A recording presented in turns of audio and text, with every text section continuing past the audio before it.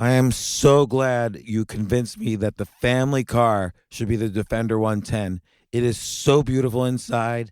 It's so comfortable and it just feels indestructible. Yes, it really is. I've been waiting a long time for the new model to come out. The Defender 110, I'm telling you, it's my favorite car of all times. It's my third one. You know, I have stories of going off road. The guy managed the group. He was like, "What are you doing in this beautiful car?" I'm like, "I'm going off road." He's like, "Are you sure? Because you can use one of ours." And then they look like Mad Max cars. I'm like, no, we're going to do this. And he was shocked. Wow. Well, it's great because the Defender has been reimagined for 21st century adventure, and its unparalleled off-road ability as well as its robust interior are invaluable whether you're headed towards uncharted territory or just a weekend of exploration. The Defender 110 tackles challenging surroundings with absolute confidence. The SUV conveys strength outside and in, featuring peerless technology like an intuitive driver display and an award-winning infotainment system. That's my favorite part, to keep you connected no matter where the journey takes you. Adventure is unique to everyone, and so is the Defender. Choose from the two-door Defender 90, the four-door Defender 110, or the larger Defender 130 with the ability to seat up to 8 passengers. You'll find uncompromising performance in all three. So pack up and go even further with the Defender 110. Learn more at LandRoverUSA.com/Defender. These days, we're all investors, trying to be smart with our money despite our worst impulses. But at iShares, we believe that deep down inside of every investor is a better investor. One that's just waiting to be let out. Explore iShares ETFs and insights and let your best investor out. Visit iShares.com for more information.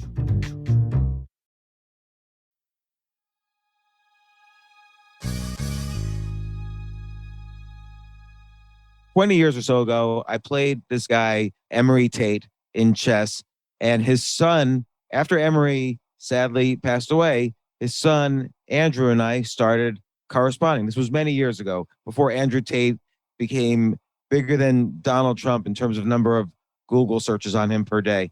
Andrew and I would write back and forth because I was very impressed with his dad. I wrote an article as a tribute even to his father after he passed away.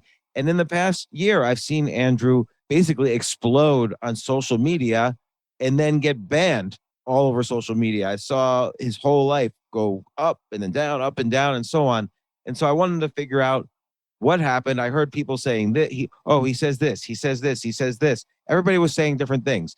So I wanted to find out, what does Andrew Tate really say and why does he say it? You can listen to that right now. This isn't your average business podcast, and he's not your average host. This is the James Altucher Show.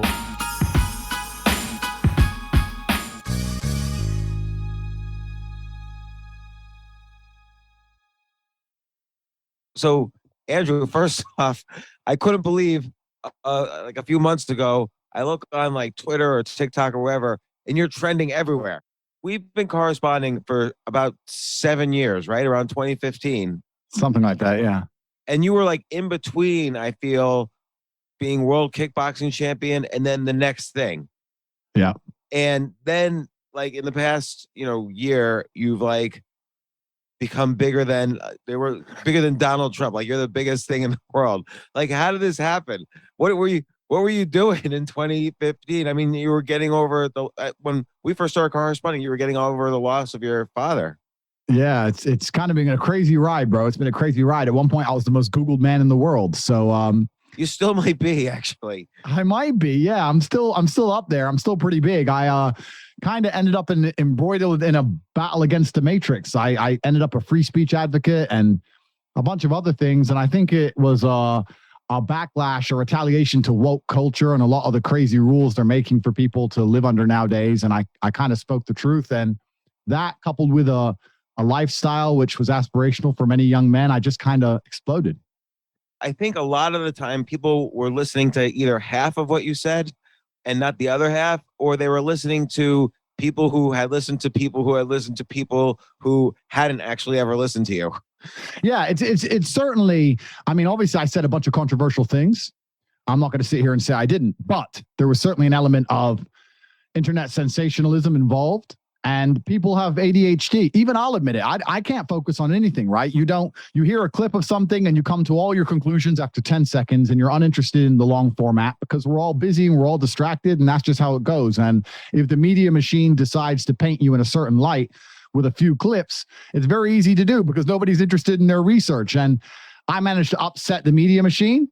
I managed to upset them in a few different ways. I said some things I found controversial. I was also extremely anti-COVID and anti the vaccine and anti-lockdown. And even now, a lot of my opinions, it's kind of crazy, James, because my opinions end up to be, I don't want controversial opinions. I don't try and make them controversial. It's just what I believe. And it always ends up being the opposite of what the Matrix wants me to believe. It's strange. I think there's two issues. One is, should you be able to say just what your opinion is?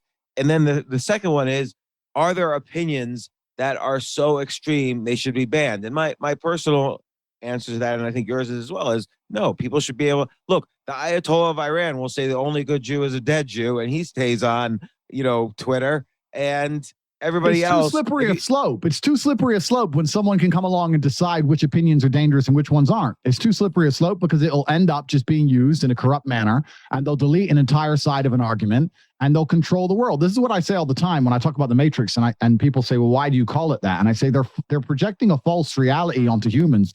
When you delete an entire side of an argument and only leave one side, then you're projecting a false reality. And it's kind of amazing to me that nobody else sees this. Like, we can talk about a whole bunch of things, but COVID was an amazing example of it. The fact that went on for so many years and everyone was so deathly afraid, and then Putin cured it the day he invaded, and then it all ended. And nobody's sitting around going, wait, the disease is still out there just like before, and nobody gives a shit anymore. No one has enough brain to sit there and go, I was tricked the entire time. And people have just moved on to the next distraction. The circus continues, and people are living in an absolute false reality. It's crazy.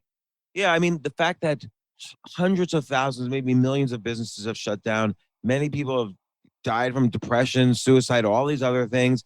And now the CDC is coming out and saying, oh, well, maybe social distancing wasn't really the cure we thought it was, and blah, blah, blah. And I agree. And you would try to interpret these things for people, and then they would assume, well, that means you're a fascist. If you believe in X, it must mean you believe in 20 other things because we only have one menu we're allowed to, order off of.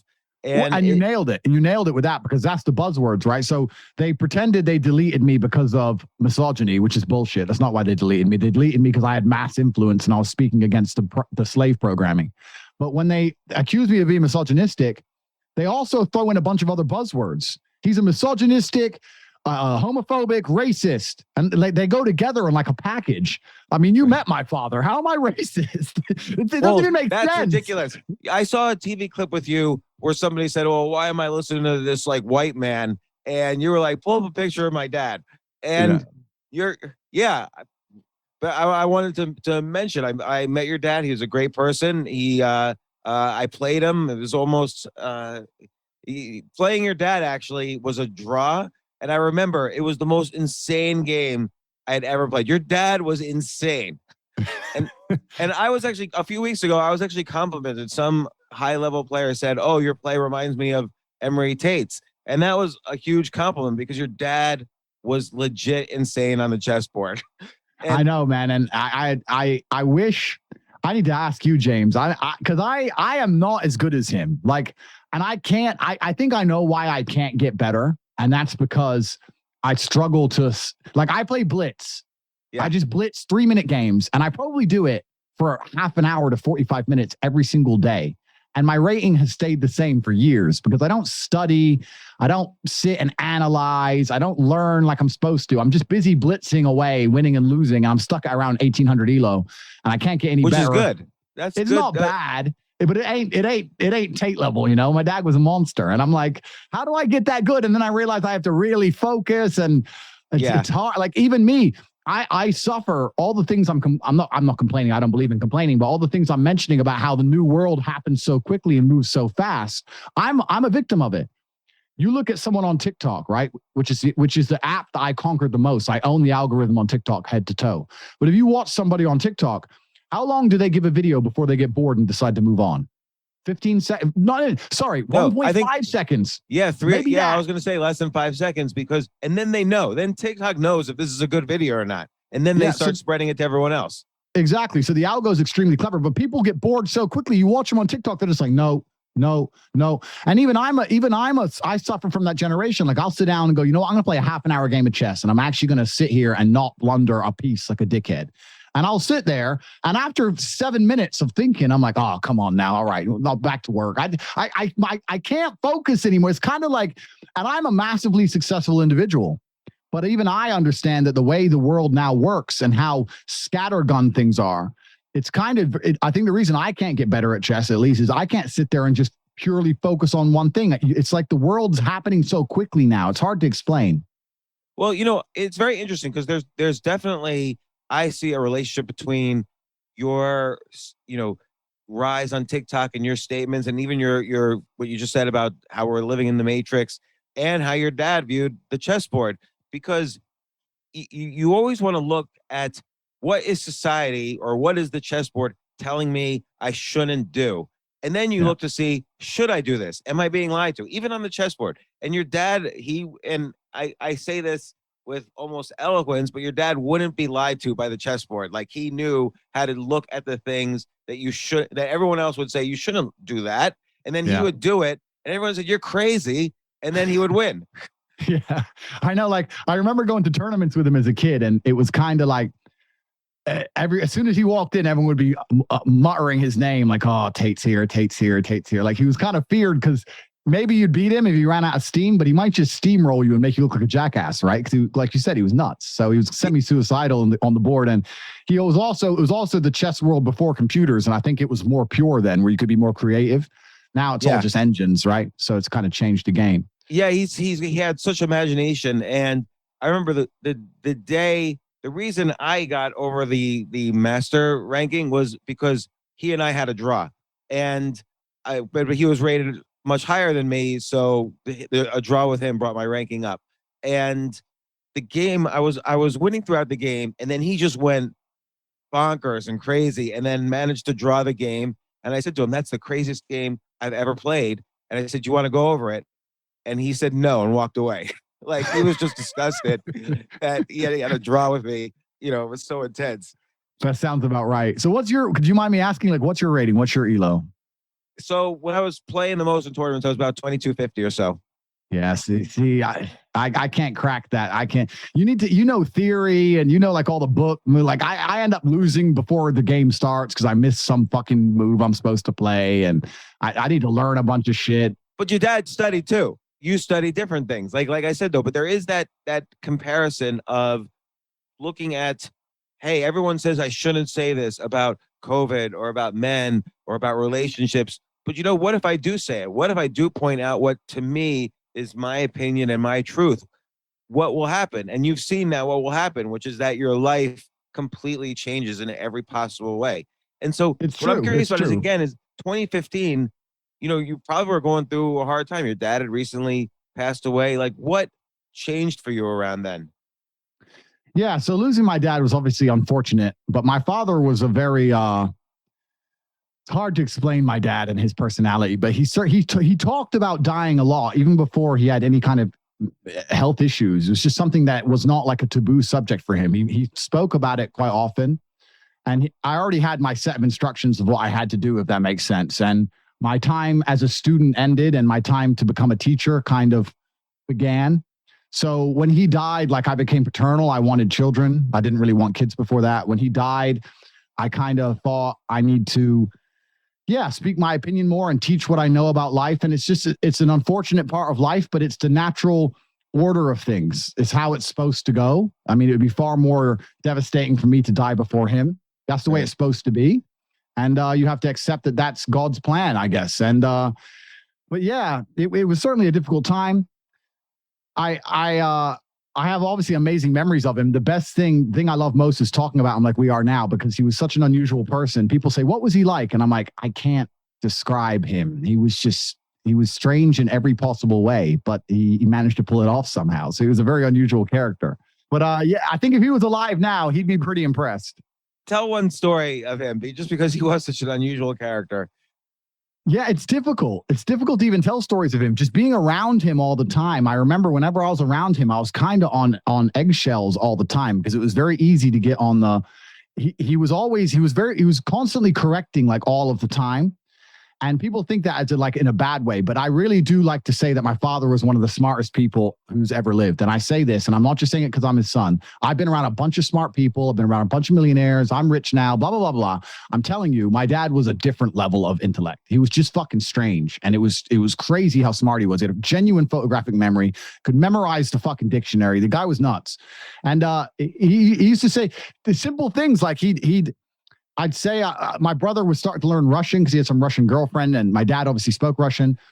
And he'd say a few words in Russian, and my dad would say, "Why are you talking to me in Russian when you don't even speak English?" And we'd be like, "What do you mean we don't? What do you mean we don't speak English?" And then he'd start just reciting words from the dictionary, and not just for like 5 minutes. I'm talking about for the next all evening, from 7 p.m. till like 1 a.m. He's sitting there asking you the definitions of words that you've never heard of ever. In your history, and you're just sitting there going, I don't know. He's like, well, why don't you get a firm grasp on the English language before you sit there and try to jackass around in Russian? You don't even know English properly. And it's just who he was. So you end up by trying to impress him a little bit when you had this girlfriend and a Russian chick, you end up getting told off and sat in front of a dictionary for weeks because you're a dumbass. And it's just kind of how he was. But yeah, he was super intelligent and it was strange to be around. But yeah, obviously I miss him tons. So when that happened, when there was this loss in your life, it feels like then you got serious about business and making money. And, you kind of, like you said, you went from being the student and all the kickboxing, you put that to the side for a little bit and move forward in a different direction. Yeah, it was like when my father, because I was fighting when my father was alive and I was massively successful. But when my father died, obviously fighting was something I love and I still love to this day. I still train. I'm still dangerous. I can still do it. But it was like, okay, I want to have sons now. I'm no longer learning from him. So I want someone I can teach. And I became massively motivated to become extremely rich or as rich as possible and to continue the Tate legacy. Like it's me and Tristan are the Tate boys. We're the last ones with the name. So we have a job to do. And if you're going to have sons, then you also need to have the finances to support them. And then you want to put yourself in a position where you can be the best possible father. And I also think a lot of the reason I talk the way I do is I feel like I have a duty to God to speak the truth because I'm in a very unique position. Not many people are in a position like me where we can say these kind of things and be canceled by the Matrix because they've tried to destroy me. They don't just delete your social media accounts. They delete your bank accounts, your payment processing. False things come out in the paper. They destroy your voice and they lie about you. They convince the world you're dangerous. You walk the street and you have people screaming at you that you're a bad person. There's serious safety concerns. Your family start getting harassed by reporters or psychos start threatening them. Like it's a dangerous thing that happens to people when they cancel you. And I'm in a fortunate position that I can deal with that. But I put myself in this position before I started talking a lot. So it's kind of like, yeah, I wouldn't say it lit a fire underneath me because I always had fire inside of me and I was already fighting. It just changed the direction. Yeah. And so I would say you were known from the kickboxing world and you were getting bigger and bigger. But when did you think that there was like a tipping point where suddenly like, oh, everybody's scrolling on TikTok to see Andrew Tate videos? Yeah. So I've been big on Twitter. I've gone through about 15 Twitter accounts. I'm kind of a Twitter legend now. Like most people on Twitter know me when I come back and I come back with an alias and I can write a few key phrases and they'll know it's me. But I've been banned on Twitter and I've been getting banned for a very long time. I started to blow up a lot during COVID because I was one of the first. In fact, I'll stand here and actually take the credit and say I was the first anti-COVID. At the beginning of COVID, everyone semi-believed. And I was the first anti-COVID on day dot. I sat with Tristan, my brother, and I said, if this is going to kill us, two military-age males in prime physical condition, then the whole world's done. Mm-hmm. So there's no point hiding from it. If it's going to kill us, literally the life as we know it is over. So where's open? Well, Belarus was open and Sweden was open. And we'd just been to Belarus by coincidence. So we decided to go to Stockholm. So for the first 2 months of COVID, when everyone was truly afraid, we were living in Stockholm, which was wide open. No masks, no restrictions, nothing. They never shut down. Not at any point did they shut down. No masks, nothing. So when everyone's hiding in their houses, we're in Stockholm nightclubs running around. And we kind of blew up on Twitter and everyone was calling me irresponsible and all this bullshit when we were running around with all these Swedish girls. And that was the beginning of it. And that's when I started talking a lot about how governments work and how they lie to you and how the media is all a lie and how you can't believe anything you're told. And it kind of snowballed from there, and I started to get some traction. And then I have a private organization called the War Room, which is kind of like a private members club, which is my online network. And with them, we decided to amplify the message. So we put some things in order. I can't give the secret away, but we decided to conquer the social media algorithms. It was a conscious decision, and we made that decision, and bam. And then I became the most Googled man on the planet. So that's kind of how it worked. And it's really genius because it doesn't even matter what your account name was. Like everywhere, like you had your listeners and readers chopped up video clips and they spread it all around. So now the algorithms, they're trying to find duplicate videos of you to try to take those down. Like they can't actually ban you. They can't ban me. They've tried very hard to ban me on everything. I'm still everywhere. In fact, I'm more famous now than when I was effectively banned, right? So the War Room is my private network. That's my own, like my private network, which is primarily online, but we meet in real world too. And there's 4,000 of us, and we're all working together. And we put this plan together, and it was massively successful. And I became the most Googled man on the planet. And then, like you said, they banned me, but they can't ban everything and everyone. And they can't ban the idea of me now. I'm at a point now where you can make a cartoon character, Andrew Tate. You can get a video game character and just give him a bald head. And if he says the right things, they know it's me. Like, you can't ban these things. Like, I'm like legend. And, part of it is because what you're saying, so many people resonate with. And, they try to say, oh, it's only 12-year-old boys who don't know any better are resonating with you. But you're saying a lot of things. Like, you're saying, be motivated, work hard, don't have toxic people in your life. And sure, you're saying what type of woman you prefer to be with, but you say it's just your opinion. And, everyone says, oh, he's not going to be with someone 5 years older than him, so he's misogynistic. No, you just have your opinion on who you like to be with and the reasons why. And this is what I wonder, like, why do they, like you said, they make it up. They think they hate the reasons why you don't like something, but actually they just hate you. Yeah, they hate me because there's a combination of factors. One, they're massively, insanely jealous. All of my haters and detractors, I can tell when someone makes a video on me, I can tell by the thumbnail if they're a fan or a hater just by how they look. I can just look at them and go, he's unsuccessful, he hates me. All of life's winners love me. Like, I've never met a winner who doesn't love me. All the guys in the UFC love me. All the big podcasters I meet love me. It's only just some sad guy with a terrible life who dislikes me. And that's because I talk heavily about personal responsibility and how difficult it is to be a man, and how the life you live is a life you're going to craft for yourself, whether it's good or bad. And you're responsible for everything bad that happens to you, along with everything good that happens to you. And if you listen to that message and you're not happy with your life, then you have to take responsibility. And they don't want to do that. They don't want to sit there and go, oh, this is all my fault. No, this isn't my fault. This is someone else's fault. He's a liar. He's a bad person. And that's why they attack me so heavily. But the reason my message resonates is because I say a very simple truth. I say that as a man, life is exceptionally difficult. And the best way to navigate it is to become exceptional yourself.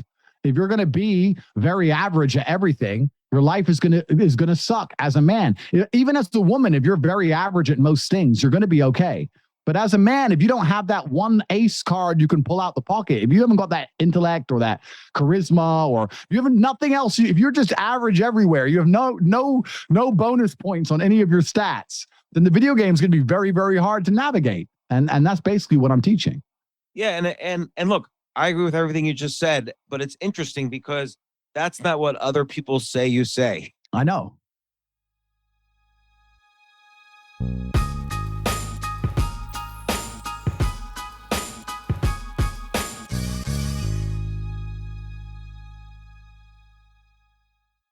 You know what I love about fantasy sports is that even though I'm not going to be a great basketball player or a baseball player or a football player or whatever, I feel like I get to participate and make decisions and use my knowledge of these different leagues or these different sports to compete. So it's like I can pick my team or I can pick my favorite players, and I could use my knowledge to make predictions and maybe even make money.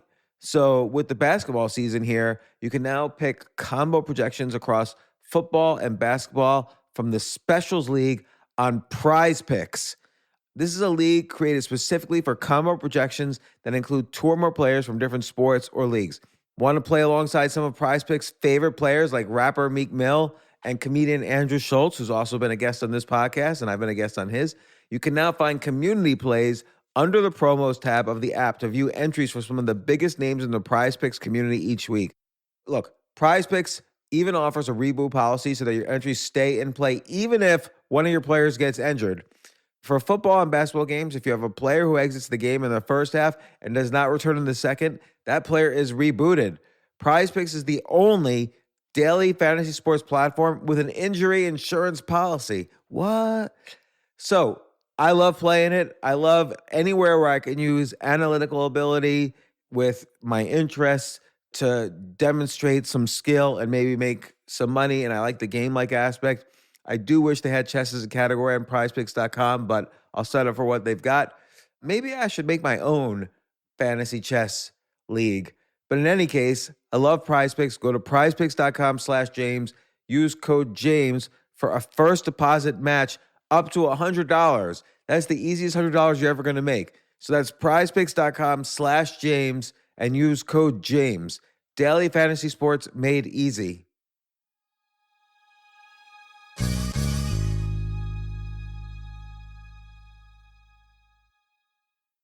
The future of learning is definitely online. Like, it's such BS that you have to spend $200,000 or take $200,000 in loans and go to some fancy school when it's useless. It doesn't guarantee you a job.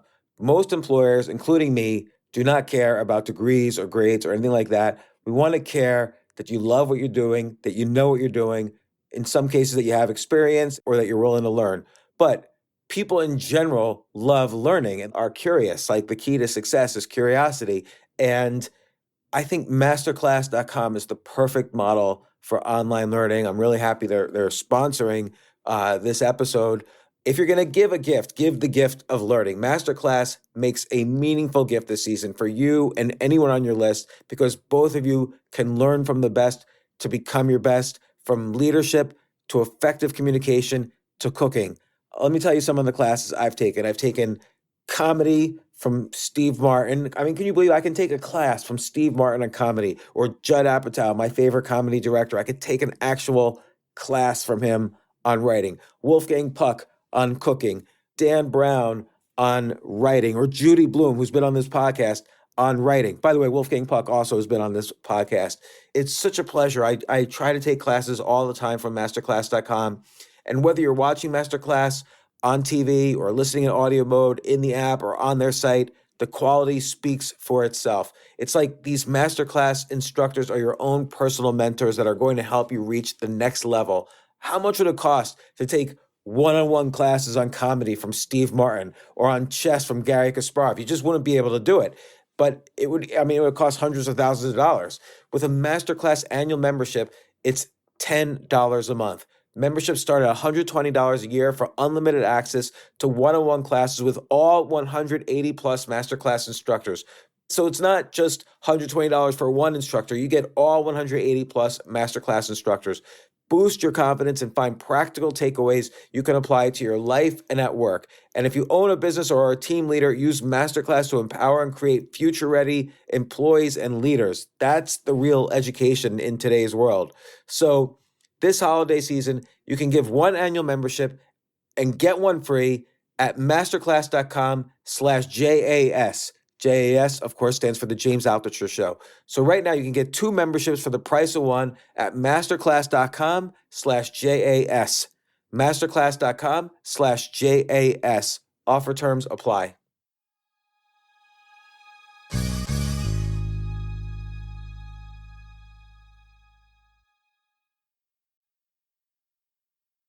I was at my house the other day, and one of my daughters home from school with her friends, guy friends, some girlfriends, other sons around. So a bunch of kids, not kids, but 20 to 25-year-olds around. And I said, oh, Andrew Tate's going to be on my podcast. Everybody erupts, like pros and cons, good and bad. Like, people who had been friends, best friends, are arguing to the death with each other. And I'm trying to understand. So, okay, what do you think he said? And what do you think he said? And they're arguing with each other. No, he didn't say that, but he said this. So what do you think are the controversial things people think you have said? I don't think it's what I say. I think it's how I say it. And I do this on purpose because I understand the power of being polarizing. And I also understand the power of making people think. So instead of saying something, what I do is I take biological realities and things everybody know are true, but I say it in ways that people don't like to accept, and it confuses the brain. So I will say, instead of saying men are physically stronger than women, so we should protect them, which most people would accept and agree, I'll say, well, women can't fight, they're weak. And it's everyone knows it's true, but most women will sit there and be triggered by it. And they'll be like, well, what do you mean we're weak? Well, you are weak. Men are strong, you're weak. Well, we're not all weak. Well, no, not all women are weak. Of course, exceptions exist, but exceptions don't disprove the rule. In general, men are stronger than you and you're weak. And they end up trying to argue something that they know is true just because they're upset by the semantics of how it's said. And that's why I have these two hugely polarized camps where they say, he speaks the absolute truth. And then other people say, no, he's such a bad person. But it's not what I'm saying. It's how I'm saying it. That's why what you the key choose to to say it it is. that way? Is it like, because I think that's very interesting. Yeah, that's a good question. I choose to say it that way because I want people to engage their brains and genuinely try and ignore the slave mind programming. What's amazing to me is that there's a whole bunch of people in the world today that have strong emotional responses to subjects, not just me, about lots of things. But they don't know truly why they have such a strong emotional response. You just talked about a bunch of people and you said my name. I can imagine the scenario because it's happened a bunch of times. But when you ask people, okay, you hate Andrew, you have a visceral, obvious emotional response to that name. Why? And they go, oh, but he says bad things. What bad things? Well, he just says bad things. And that is the slave mind in and of itself. When you have an emotional response to something, and you can't even tell exactly why you feel that way, you have been programmed. You need to analyze yourself. I mean, let me ask. So like one person said, oh, well, he thinks women should be the property of men, which I don't believe you think that, but I could see where they took clips from different things and stuff out of context and so on. So how would you respond to that? I believe that if a man and woman gets married and she takes his last name, she belongs to his family. That's what I believe. I believe you walk down the aisle and your father gives you away and then you change your last name. You're now a member of his family. You belong to that family. You belong to that man. I say that and people think it is a horrible, he thinks of them as cattle. He thinks of them as property. No, I think of it the other way around. I think a man has a duty to now protect and provide for you. He must be the best possible version of himself to make sure that you're looked after and that your life is as good as it can possibly be. He now has a duty to you. They just take it and try and misconstrue it. And yeah, that's partially because of how I say things, but also because there's been a huge campaign of weaponized false virtue against me where people pretend they give a shit about women to just try and attack me. All these people who attack me don't donate to women's charities, don't give a shit about women's issues. They just don't like me because I'm so massively successful and they want to try and take me down. So they make up a reason to do it. They can't call me stupid. They can't call me dumb. They can't call me ugly. They can't call me poor. They can't call me weak. They can't call me none of that stuff. So they just make up some other reason. Well, he once said this and we think it could mean this, so he's the devil. And it's absolutely asinine. But the truth is, a lot of people are suffering from slave mind programming. If you have a strong visceral reaction to my name and you can't give exact reasons why, anything other than a BuzzFeed 5-second clip you saw on some bullshit on the internet, why do you care so much? The internet's full of garbage. You care because you've been programmed to care and you've been told you're supposed to care. That's the slave mind. And the reason I talk the way I talk is so that people have to actually pay attention to my words and think. They have to sit there and go, okay, what he's saying, perhaps he's saying it in a way I don't like, but what he's actually saying is true. I want people to turn their minds on. If I talk in this nandy-pandy, 50-50 sugar-coated way, nobody's going to engage their brains. And that's the world we live in now. Nobody engages their brains to the point where the entire populace of nearly every Western country is sleepwalking into fucking certain death. That's why I talk how I talk. So people have to stop and go, whoa. Wait, say that again? Otherwise, otherwise, no one's going to think because nobody uses their brain anymore. Is there anything you've said where you yourself would say, okay, maybe that was a bit too much? There's things I've said when I was far less famous that I would say differently now because I understand with huge amounts of fame comes a degree of responsibility. And when you have a lot less viewers, having a small percentage of people misunderstand you doesn't matter. But when you're the most famous man in the world, a small percentage of people misunderstanding you becomes a big deal. So you have to be responsible as an adult and be a professional and understand that with massive power comes massive responsibility. But I've never said anything I don't mean. Perhaps I could have said it in a different way, but I meant every single sentiment. Like, for instance, let's say a woman listens to what you're saying about, okay, now she's in the family of this man. Let's say she also says, but I want to be the CEO of a company. I want equal opportunity. I mean, I think this is where a lot of people are confused about where you stand. Yeah, if a woman wants to work a job and be a CEO, then she should absolutely work a job and be a CEO. I believe women are sovereign individuals who can make their own decisions. I don't think that's an important thing for a woman to do. I think a woman should be focused on having children and making a family. I think that's the most beautiful legacy a woman can provide.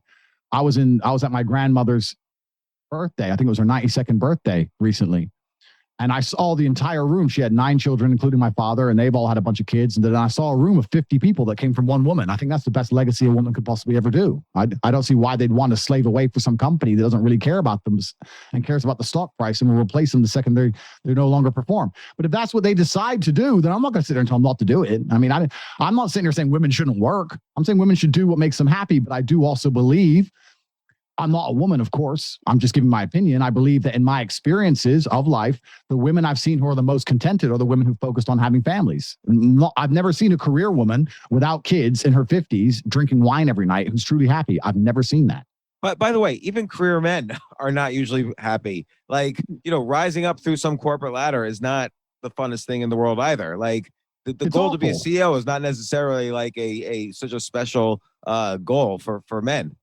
Well, this is the thing, and this is why we talk about that. Women always want to talk about the underrepresentation of women on the board and all these high-level jobs, et cetera. And I explain the reason that is because to get there, you have to give up your entire life. Most women are smarter or smart enough to understand that there's a life outside of work. But if you look at a CEO, man, he's usually given up everything for that. He doesn't see his family. He's always in the jet. He's working his ass off. He's stressed.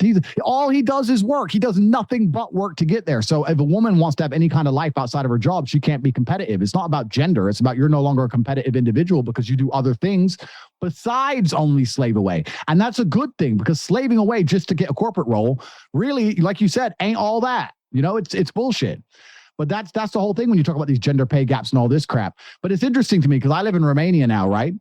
And the war in Ukraine is right next door. It escalated massively today. Putin's had enough. And it's next door.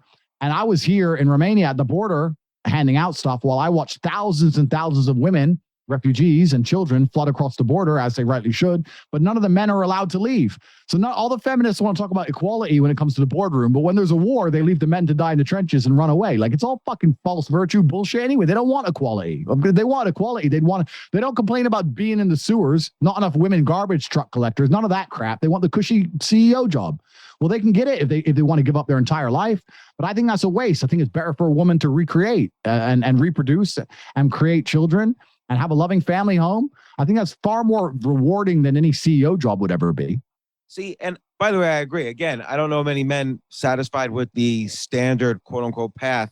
But when you say like, oh, where's the equality then when the women are coming over the border and the men aren't allowed to leave? I think people hear that. And even though what you're saying is factually correct, they hear anger in that. And so they think you're angry at women. Yeah, and that's a good point because I've been told this before. I've been told it's not what you say, it's that you're scary. And I said, what do you mean? They said you're 6'3", you're an ex-4-time kickboxing world champion. You live in Romania in a compound surrounded by armed guards with AR-15s. You're driving around a Rolls Royce with your 3 massive pit bulls, and you're just scary. And people are afraid of not what you say, but it's the way you say things and who you are. And they feel a threat. And that's why they feel like they need to cancel you. And I understand that. I do have energy in my rhetoric. Of course, that's the delivery style. But I'm not angry at women. I just said I completely understand why women would run away. Women are useless in a war. I don't think women should be sitting in a trench. I don't think they're going to be very useful. My point was aimed at the feminists who sit there saying there's no equality in the world, blah, blah, blah. And I say, look, we look at most of the world. Most laws are pretty equal for men and women. And if there are any laws which are on the side of one gender, it's usually on the side of the women, like divorce courts, for example. There are very few laws in the Western civilized world that you can name that benefit men over women. And I'd like for someone can tell me one, but nobody seems to be able to. Is there any law in America that benefits men over women? I'm trying to think. Can't think of any. The answer is fucking no. The answer is there's not. There's a whole bunch of laws that benefit women over men, but there's none the other way around. And they keep talking about equality, equality, equality. Well, it's already more than equal. And that's the whole thing. The whole thing is garbage. They just want to just come along and talk about gender pay gap and a bunch of other crap that's been debunked a billion times.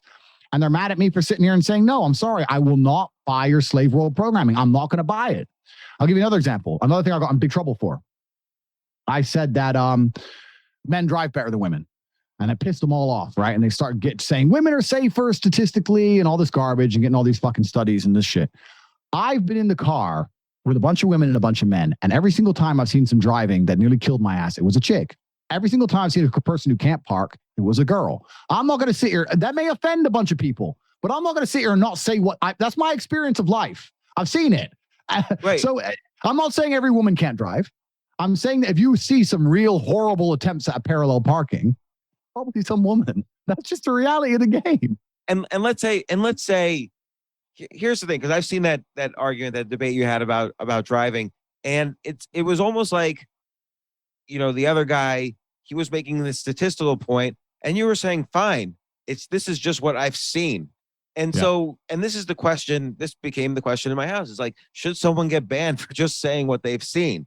And like, whether you're right or wrong, it doesn't even matter in that point. Like, okay, statistically, that guy has the statistics.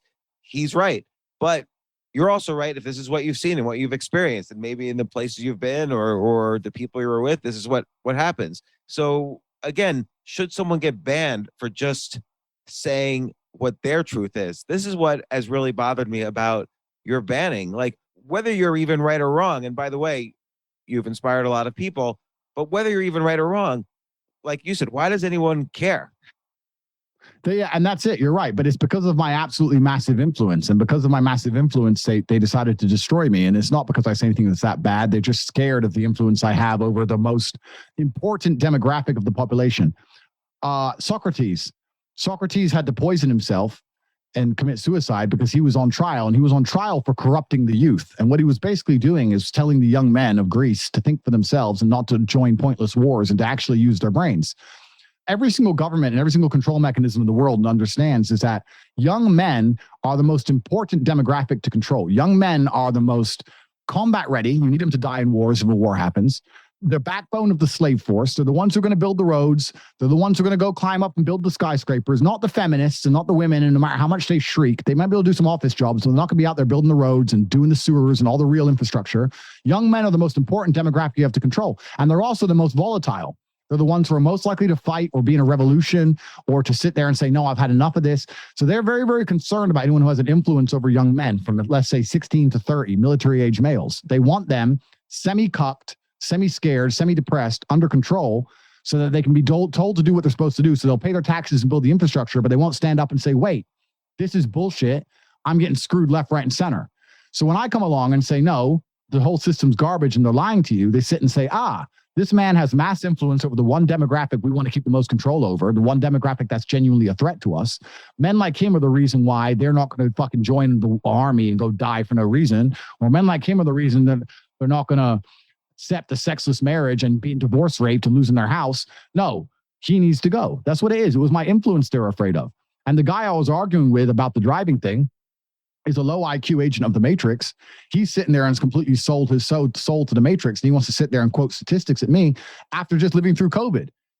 How could you just live through COVID and then sit there and pull out a government study and expect me to give a solitary fuck? The guy's an idiot. Particularly since these studies like literally the CDC or whoever has changed their opinion back and forth. They change it nonstop. So this guy is such a fool that he sat and lived through COVID with his 9 injections, and then he wants to pull out a government study and say that government studies are absolute solid fact. That shows he's an agent of the Matrix and he's low IQ. He's not a very smart person. We had to kick him off the podcast because he was so boring to listen to. No one wanted to fucking hear the dude. But this is it. And this goes back to your original argument about banning people. Who decides what truth is? Well, if you control information, you control what people get to see, then you get to decide what truth is, right? And they can affect everything in real time. It's no coincidence. I'm telling you right now, they have tried very hard to demasculinize men because they understand that if they don't do that, if every man's like me, there's going to be a revolution. They don't want that. So they try and demasculinize us. How do they do that? They do it in a million subtle ways. But sitting there telling full-grown men, women drive better than you, when every man out there knows that's not true. Sit in a car with a chick. It's all reactive and panic mode and fucking nearly crashing and dumb shit. Everybody knows it, but you're not allowed to say it. And they're going to sit there and convince you that statistics say that they're better than you for some reason. And they're going to try and give you the slave mind programming. They want you to ignore your own eyes and ignore your own life experiences and just accept what they tell you regardless. It's 1984. You ignore your own eyes. You ignore your own ears. You believe what the party tells you. And by putting on a Netflix show, some 85-pound woman beating up 10 big men, or by every single sitcom, the dad's the idiot and the mom's the smart one. Watch a sitcom. The mother is going to be the balanced, smart one, and the dad's going to be a bumbling idiot who wants beer. And name any show. It's the same shit. Every man's a dumbass and women are better than men and all across the matrix. And they're just doing that on purpose so that you sit there and you second guess and you question yourself. I refuse to accept the slave mind. And this is an important thing. Like you say, this is an important demographic. And it's a demographic that has a 5-to-1 ratio of committing suicide. Like young men commit suicide 5-to-1 over young women.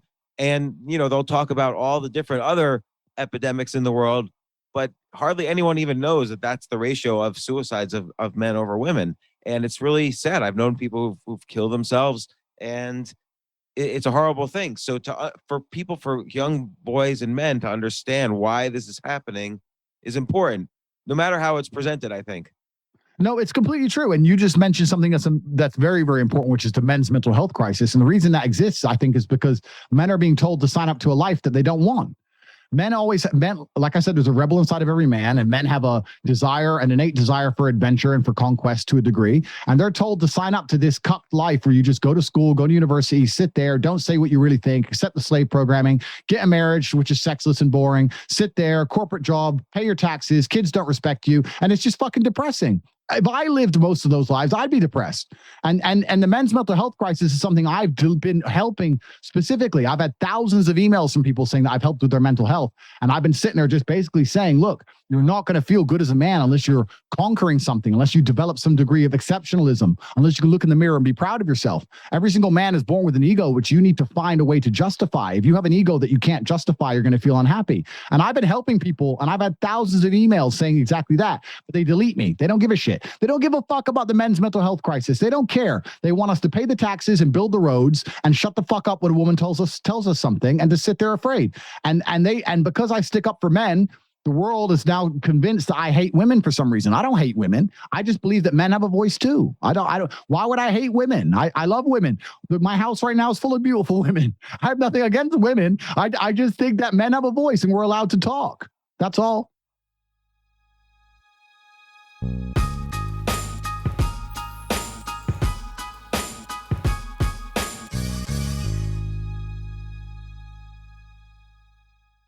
Oh my gosh, I love these clothes. Mizzen and Main. That's Mizzen and Main. It really is the most comfortable work clothes. Travel clothes. I had to travel this whole week. I'm traveling for a week and a half, and I just took Mizzen and Main clothes with me. Close out 2023 in style with comfortable, breathable, packable, and machine washable pieces from Mizzen and Main. As you wrap up your year-end goals, enjoy a Mizzen and Main dress shirt that you can wear confidently. I like that they've very, very just nice, solid colors. I don't really like to get all fancy in patterns and everything, although they do have some pattern shirts, but very comfortable clothes, stretchable pants. It's just super comfortable, but they look professional, and you can wear them casually or professionally. I like some of their flannel shirts or untuck shirts. I love untuck. I never tuck in. So again, whether you're shopping for a special someone or giving yourself the gift you really want, I just buy myself gifts.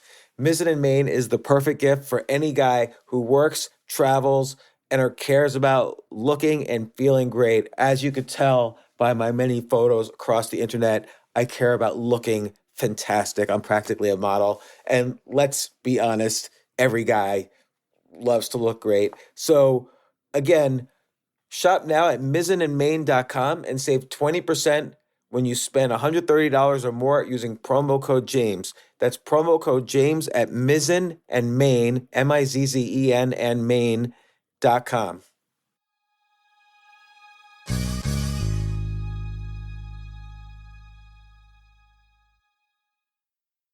This is such a valuable service for all business owners, big businesses, small businesses, doesn't matter. I wish I had this in the many different businesses that I've started.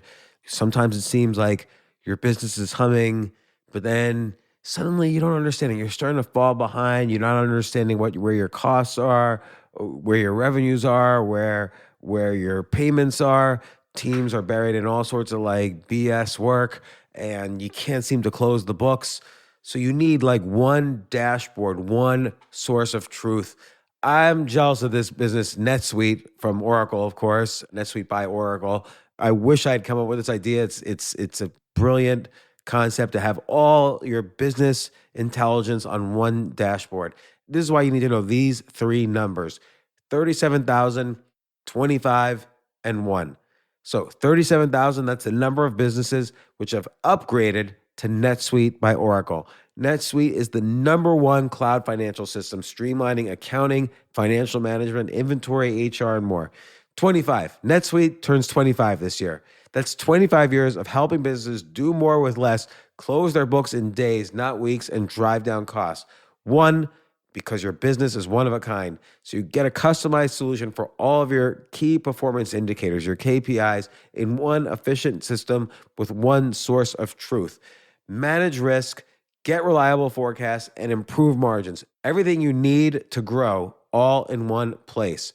So right now, download NetSuite's popular KPI checklist designed to give you consistently excellent performance, absolutely free, at netsuite.com/James. That's netsuite.com/James to get your own KPI checklist. netsuite.com/James.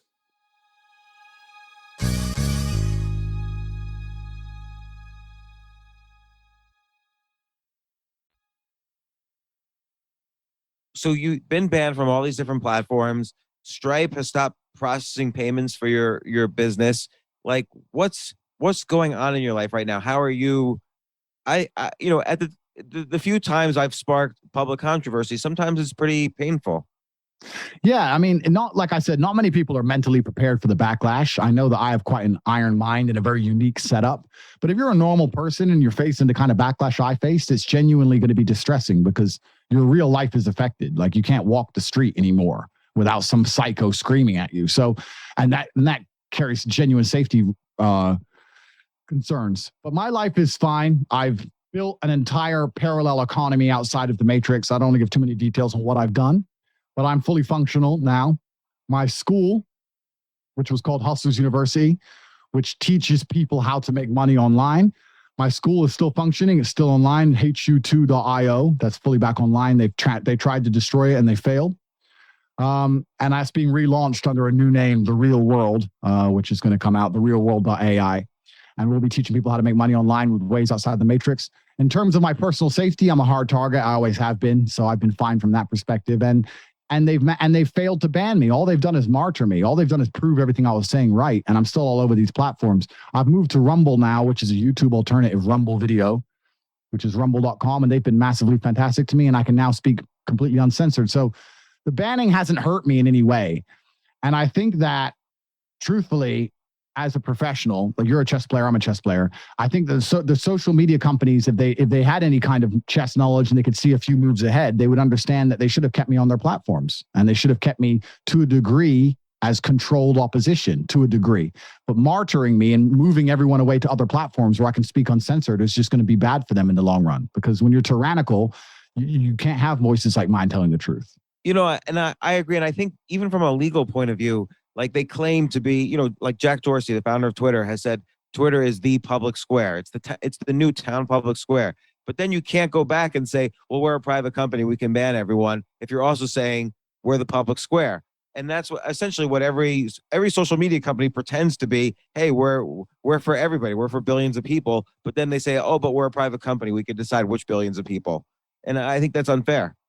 Yeah, it is unfair. And I think that also most of the population understand and they know that these companies are tyrannical and that they're affecting information and controlling the matrix in real time. The problem is nobody knows what the alternative is. They sit and say, okay, we know YouTube's bullshit, but there's nowhere else to go. My banning was a change in the universe. My banning was a big event because I moved to Rumble. And for the first time in a long time, people are understanding that if you cancel someone like they canceled Tate, it doesn't stop him being famous. In fact, he's more famous than ever before. Their one weapon has failed. If you shoot a gun at somebody and the bullet bounces off, people aren't scared of bullets anymore. And now people are understanding that cancellation perhaps ain't the worst thing that can happen to them. And the pressure is already behind the dam because everyone's already fed up with their shit. You just need to put a crack in the dam, and the crack in the dam is showing that you can remain relevant post-cancellation like I have. And the dam's going to break. It's like the 4-minute mile, right? Nobody could do a 4-minute mile till one guy did a 4-minute mile. And then within a month, 10 guys had done a 4-minute mile. It's the same thing. I'm proving that cancellation will not make me disappear. In fact, I'm more relevant than I've ever been. I've been proved right completely. My fans are more galvanized against the matrix and all their lies than they've ever been before. And I've proven that cancellation no longer works. So now what you going to do?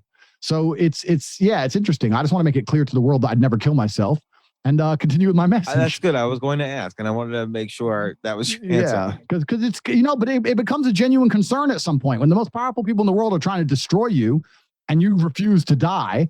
It starts to cross your mind, like what's coming next. It's kind of scary. Well, and as you said, also, you want to have children. So that's an important part of what your legacy needs to be. So let's say you have a daughter, and the daughter listens to somebody who listened to somebody or sees some video clip that's cut out of context. And they say, Dad, you said women, shouldn't do this, or look, I can't even give like a real quote in context because there's so many quotes out of context. I know what you mean. And I've been asked this question a lot, and it's good that you asked it so I can answer it officially. I pride myself on being an absolute realist. If I had a daughter and she got married and her man cheated on her, I would sit to her and say, who did he cheat with? He cheated. He fucked this bitch. Listen, that's your man. You love him. You ain't leaving the man you love. He's been good to you. He's looked after you. Just get over it. I know nobody believes I'd say that, but that's the real world. Now, if he hit my daughter, that's a different story. If he overstepped the mark, if he didn't look after her, if he was a piece of shit and he was cheating on her, different. But if she had a good man who gave her a house, provided for her, took care of her, they had a family, he was good most of the time, he went on a stag do, went on some weekend with the boys and fucked some girl, I wouldn't be like, that's my daughter, you're not allowed to do that. I'm a man, he's a man, and I have to stay a realist. I'll say, listen, my love, I was doing the same shit to your mom. That's the game. Like, I have to be as realistic as possible. I refuse, just because I have a daughter, I'm not going to get emotional about it. I'm a realist. What if your daughter was the breadwinner in that situation, though? Well, then I wouldn't allow that in the first place. Then it's different, right? But then I'd be like, well, then why you fucking, then why you don't mess with this idiot? And this is the thing that people misunderstand. I'm not saying that men can do whatever they want. And I'm not saying that women should accept everything from men. I'm not saying that. I'm saying that in certain dynamics, in certain situations, there's enough reparation to forgive certain transgressions. And the reason I discuss those situations, and although they don't apply to most men, because I have a lot of criticism from people saying Tate describes a world that most men can't achieve, fine. But I'm telling men that that's what they should aim for. All I can do is describe my scenario. So let's look at me, right? Let's say I'm with a girl and she's in love with me. Let's say I fuck someone else and she decides she wants to leave me. Well, women don't like downgrading. Why would they? She now has to go leave a 6'3" kickboxing world champion, multimillionaire, flying around his private jets, driving his Bugatti, staying in 6-star hotels. Now she has to go and find some other guy who can replace that, who's also smart and funny and witty and interesting and charismatic, who's the most famous man in the world, who's fighting the Matrix. There's nowhere to go. There's nowhere else to go. Like, you're either going to accept that I did it and get over it, or you're going to go and accept a massive downgrade. It's like, if you buy a Lamborghini and it breaks down, you go, I've had enough of this, and you sell it and buy a Toyota. Yeah, it's going to work, but you're not going to fucking smile. And that's just the reality of human relationships. And this is the point I'm making. Yeah, I can get away with a bunch of shit because I'm me. And so what do you say to the young men? Dudes, be me. What do you say to the young men who they're already in the system? They're already kind of, not necessarily, achieving what they want out of life, or they're feeling repressed in some way, or, and you've had a lot of influence on these people. And what if they say, well, it's too late for me. I can't do my best, or I can't do what I can't break out of the matrix. I'm stuck in it. Yeah. So the first thing I'd say is that I've never seen somebody who doesn't believe in themselves achieve anything. I've never seen somebody without self-belief achieve anything ever. I've never seen somebody go, I can't do it, and then do it. Never. How can they get self-belief though? Well, that's a combination of factors. The first thing is your environment. Everyone understands they're the sum of the 5 people they spend the most time with, but they still spend most of the time with idiots. It's kind of amazing to me. If you're with 5 brave men all the time, you're going to be brave. If you're walking the streets with 5 predators and a fight goes down, you're going to feel brave because you're with brave men. It's kind of like this amazing energy that men have amongst us. It's like we can transmit to each other. It's how we all charged at the gunfire in the world wars. When one man's brave, everyone can be brave. It's kind of how it works. The first thing is your network, which is why I have the War Room, my online network, which is people who live by the tenets of masculinity as a whole. This is why I advertise it all the time, because the things I've created, James, genuinely are the solution to the world. I'm not just complaining about the problems. I'm fixing it all.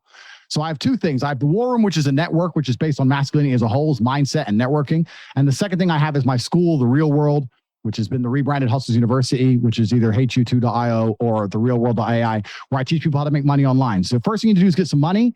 Then you need to join the War Room. And from there, there's a path to follow that's going to fix everything. But yeah, it's a combination of things. If you have no money, it's hard to be a man, because Then you have to obey your boss for breadcrumbs. And if he says, wear the mask, you got to wear the mask. Like it's hard, right? So first you need is a degree of financial freedom. Once you have the financial freedom, you have the freedom to talk because you're not going to think things you don't say.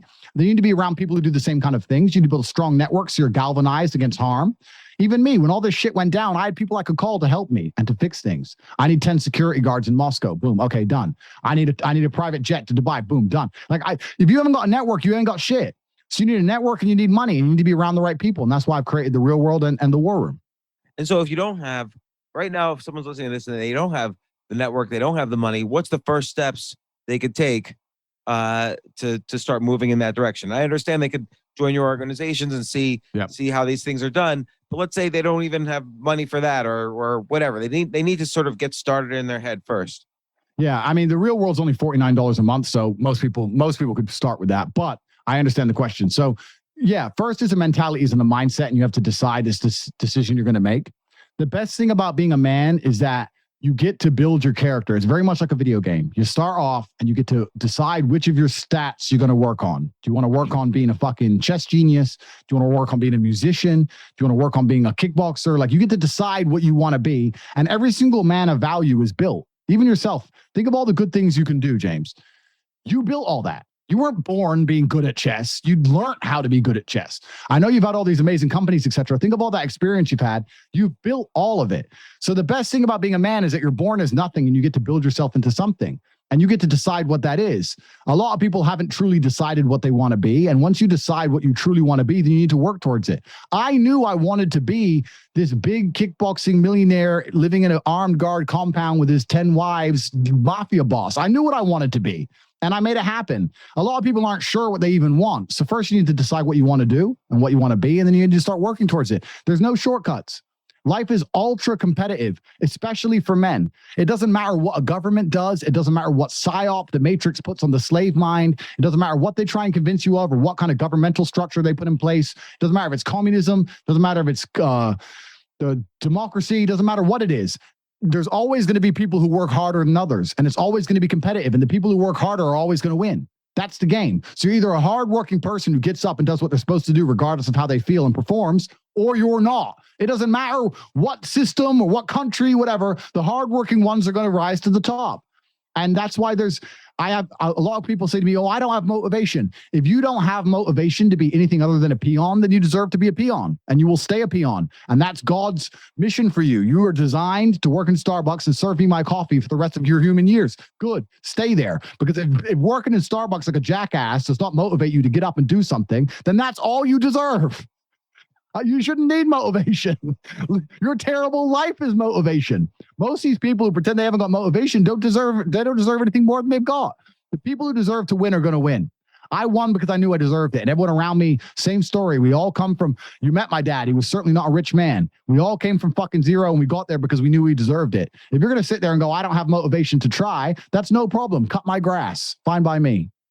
You know, and when you were rising up in the kickboxing world, I mean, describe the discipline there, the work ethic there. I mean, you were basically fighting people to the death.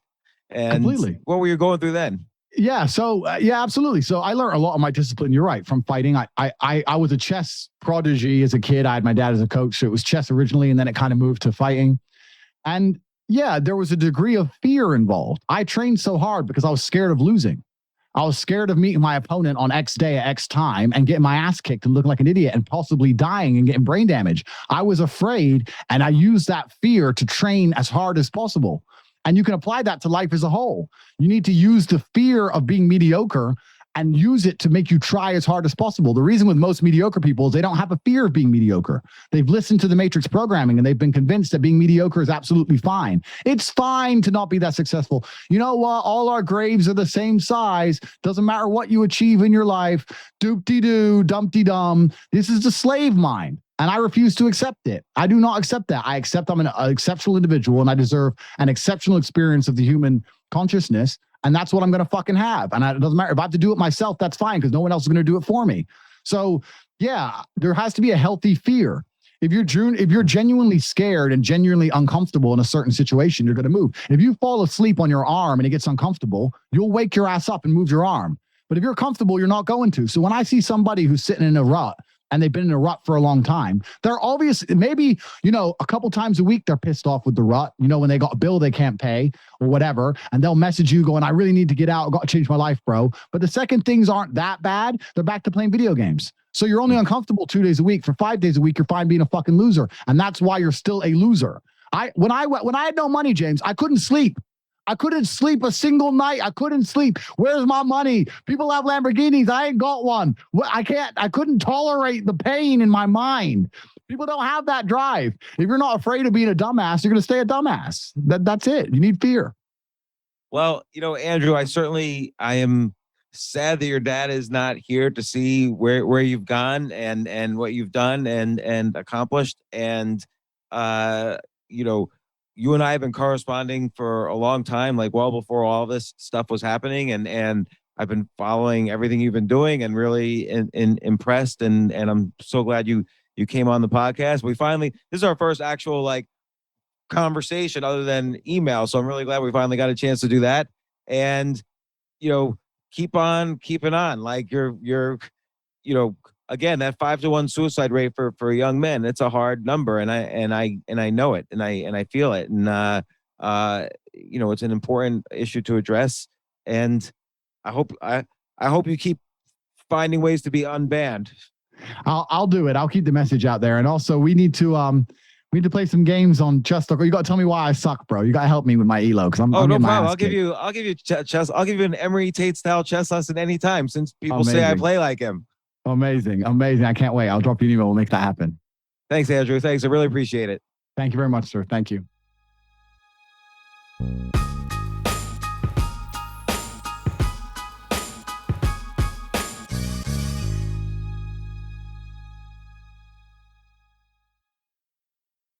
Ah, the sounds of the holiday. Ho, ho, ho.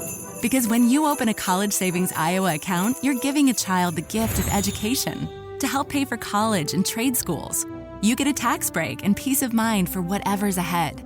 Register before December 31st, and you could be one of 2 lucky winners to get $5,290. College Savings Iowa. Sounds like success. Visit collegesavingsiowa.com today. Administered by the State Treasurer of Iowa. It's your last chance to check everything off your list at NFM. Get savings in every department. Shop in-stock gifts like toys, electronics, appliances, and furniture. NFM gift cards make amazing presents. Save time with drive-thru pickup. Get 30-month financing on qualifying appliance, TV, and audio purchases. And 24-month financing store-wide at NFM. Store closing early Christmas Eve and close Christmas. Visit NFM for your chance to win a Tesla Model Y. Minimum monthly payments required, 18% APR. Some exclusions apply. See store for details.